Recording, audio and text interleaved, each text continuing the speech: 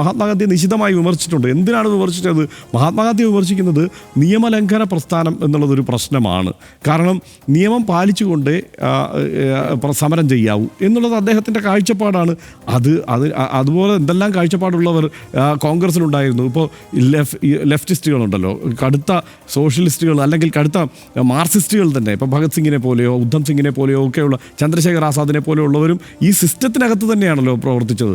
അതേസമയം അപ്പുറത്ത് ബാക്കി സംഘപരിവാർ ആശയക്കാരായിട്ടുള്ള ധാരാളം പേരും, സംഘപരിവാർ എന്നല്ല ഹിന്ദുത്വ ആശയക്കാരായ ധാരാളം പേര് പ്രവർത്തിച്ചിട്ടുണ്ട്. അപ്പം ഇതെല്ലാം പ്രവർത്തിച്ചു പോകുമ്പോൾ പല ആശയങ്ങൾ വന്നു. അവരിൽ ഏറ്റവും ദൃഢമായി അദ്ദേഹത്തിൻ്റെ നിലപാടിൽ ഉറച്ചു നിൽക്കുകയും അദ്ദേഹം ഈ ഒരു സാമന്ത രാഷ്ട്രം എന്നുള്ള നിലയ്ക്ക് കണക്കാക്കിയാൽ മതി എന്ന് അദ്ദേഹത്തിന് ബോധ്യമുള്ളതുകൊണ്ട് അദ്ദേഹം സർക്കാരിൻ്റെ സ്ഥാനങ്ങളിൽ ഇരിക്കുകയും അദ്ദേഹത്തിൻ്റെ വിദ്യാഭ്യാസം കൊണ്ടും അദ്ദേഹത്തിൻ്റെ ശേഷി കൊണ്ടും കഴിവുകൊണ്ടും ഒക്കെയാണ് അദ്ദേഹം ആ സ്ഥാനങ്ങളിൽ എത്തിപ്പെടുന്നത്.